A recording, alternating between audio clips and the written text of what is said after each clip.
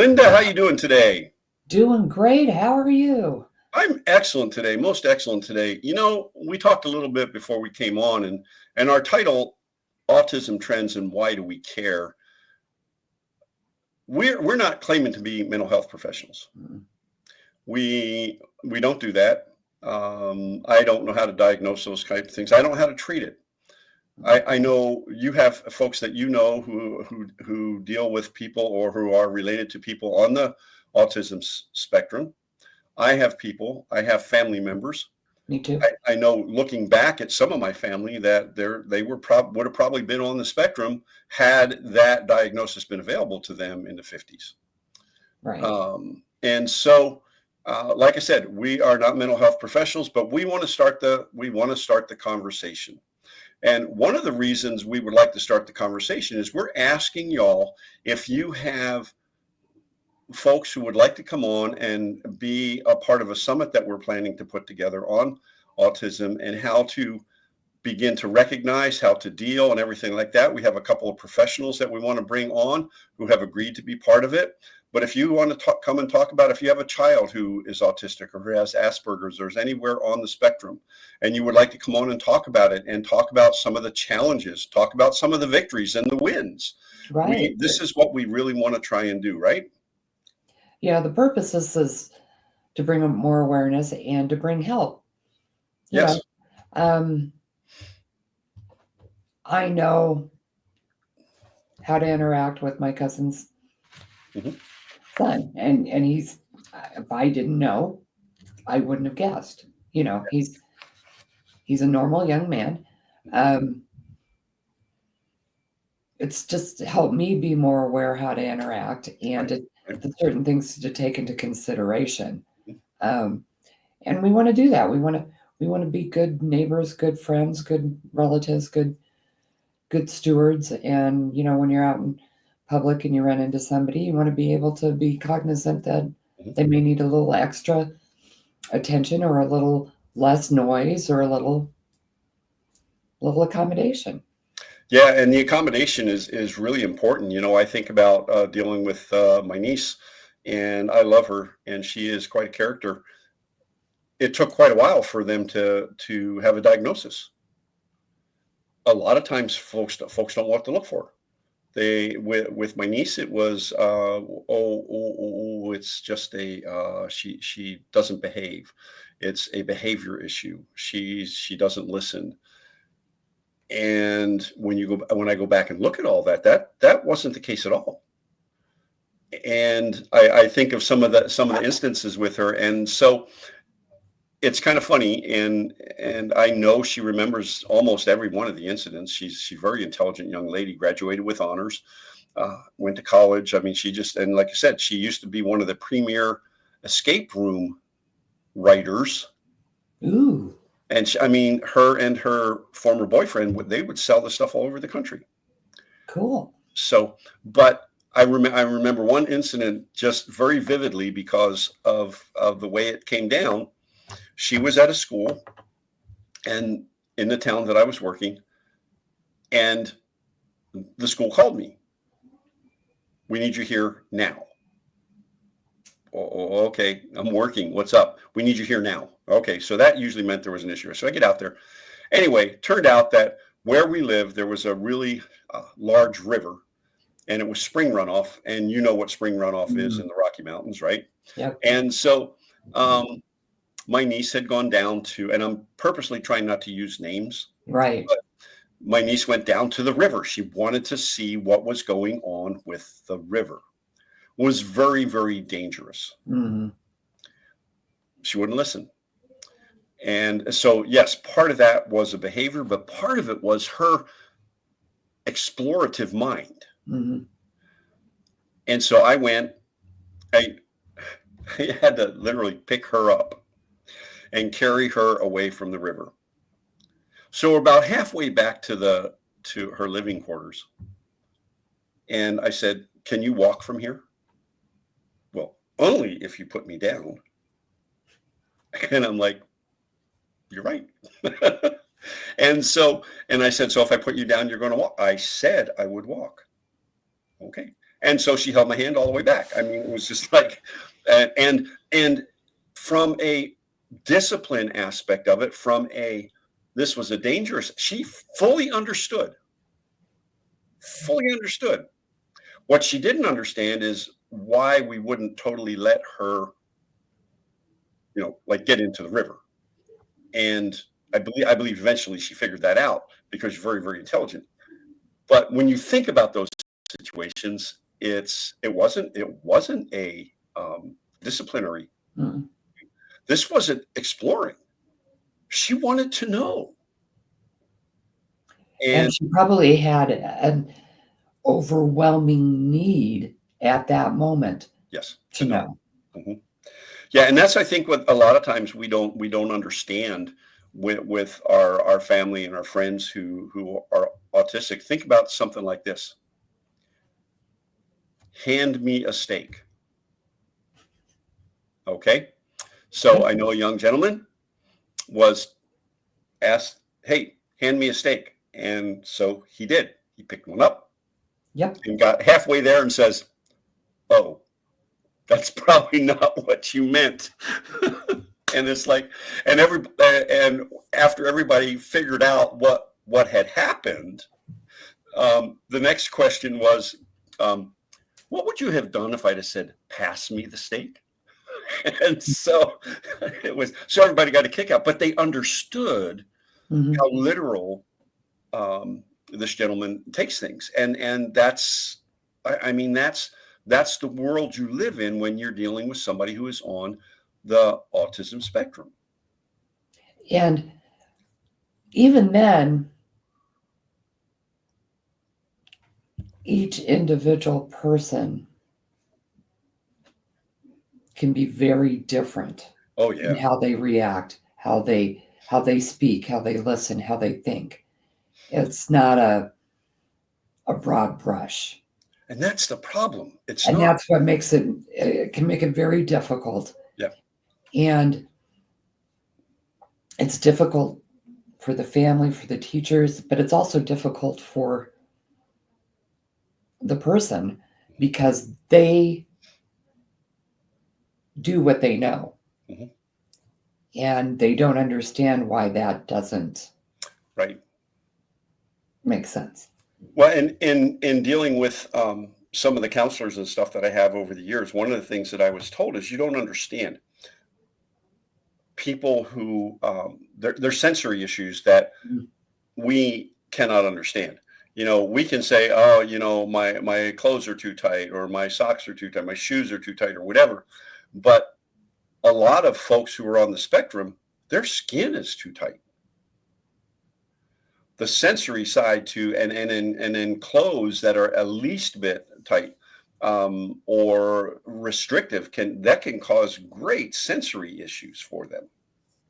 And it's not something most people can relate to. No, no. You know, the closest I could come is when I was pregnant. I remember feeling my skin stretch Hmm. in my belly.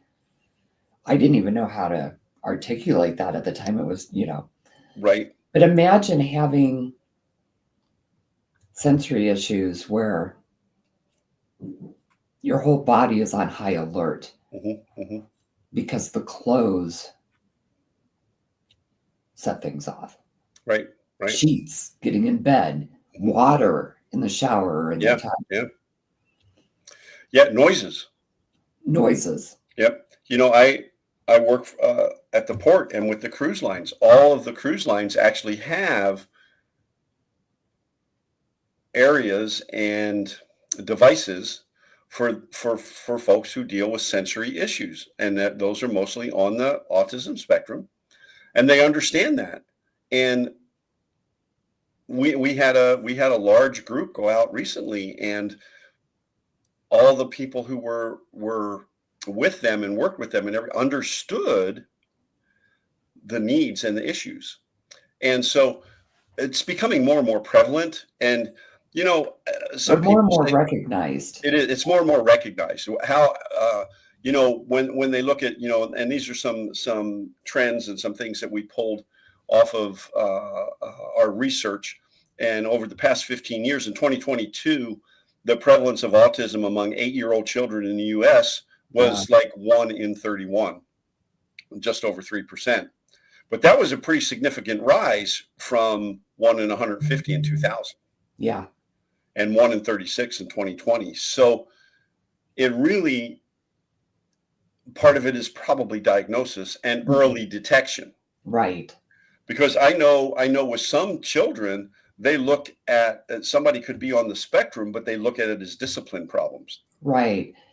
Depending on,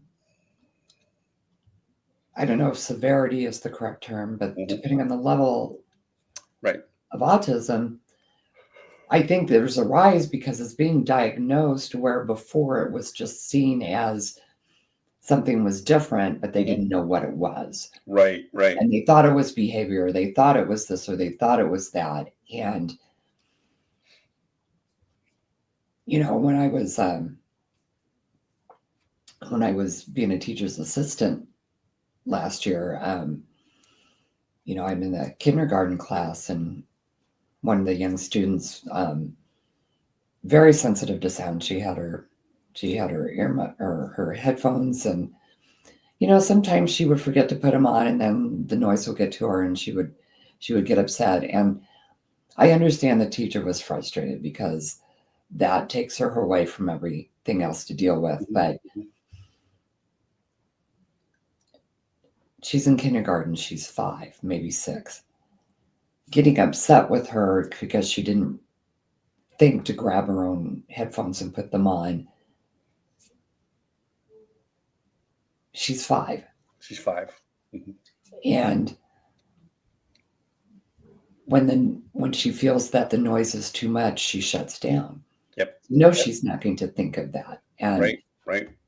and I was actually kind of amazed at, I thought, how abrupt and how rude the teacher was. Now I get it. She's got a room full, and she had a lot of kids that needed Mhm. extra attention in that room, and I get it. But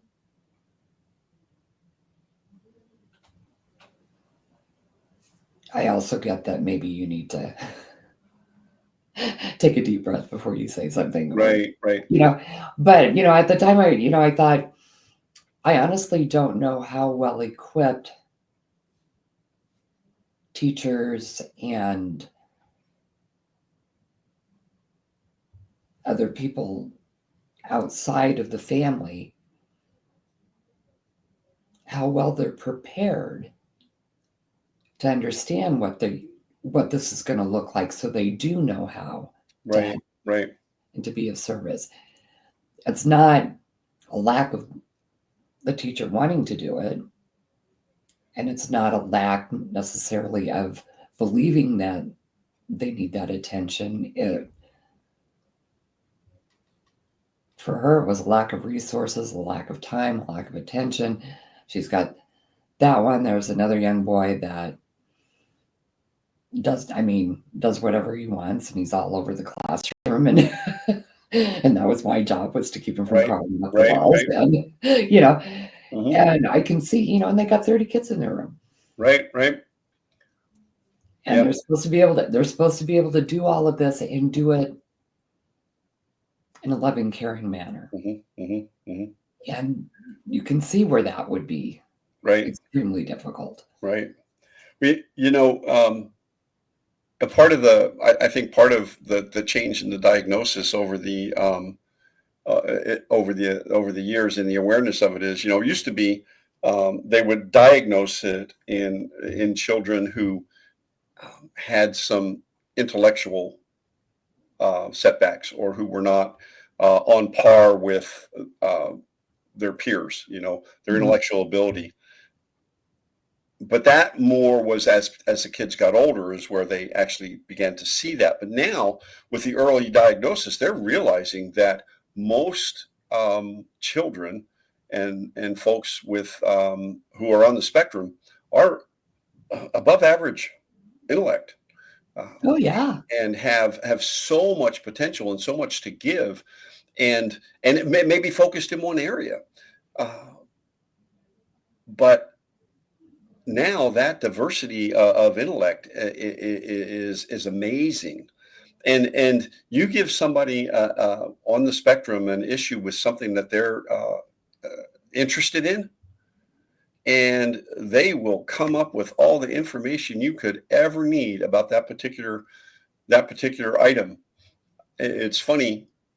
Um, I was heading to meet with my niece years ago, and they were doing some work on the side of the mountain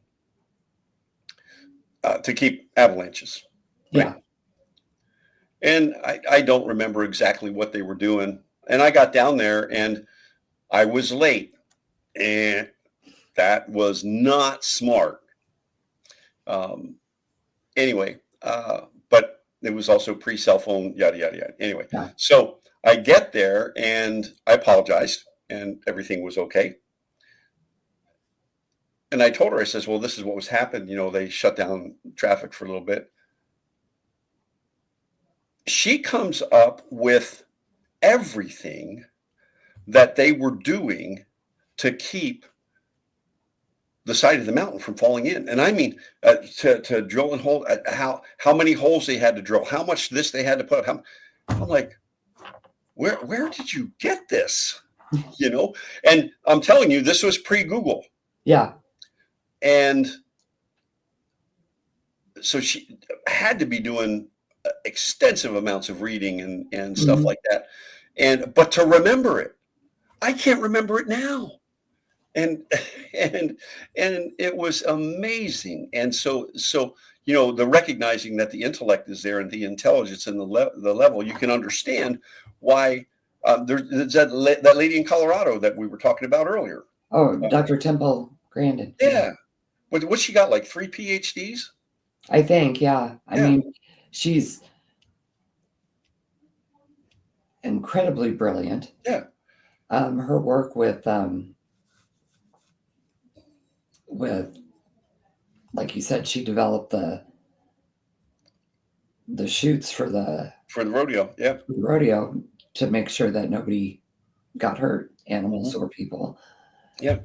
but also developed different clothing and padding Yeah. for people with skin and sensory issues so that they could still participate. Yes. Um, she's an amazing woman, amazing woman. Yeah. Um, and what I've noticed over the years when, I'm interacting with folks on the spectrum, a lot of them,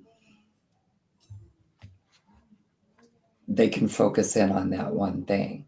Yeah. And, if they're neurodivergent to noise, they put headphones on and they can sit for hours and work on a Right. problem. Right. Yeah. Something that I can't do. Yeah. Oh yeah. And so what we're looking for in the coming weeks and months is we want to get a summit, a symposium together. And if you're interested in being part of that and helping us, because really what we want to do is we want to help educate people how to interact and treat them with the dignity and the Right. humanity that they deserve without prejudging, without any of that. Right. And these are people's family members. I just want to know that when I'm interacting with someone, if I'm not told that they're neurodivergent and I figure it out, how to just Right. take that next step to make sure that I'm not doing something that's going to be disruptive for them. Because they're not all the same.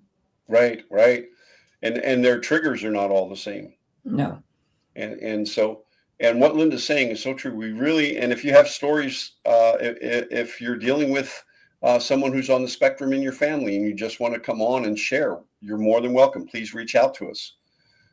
If you know somebody who is very interested in this area, in the area of autism and autism spectrum disorders, please reach out to us.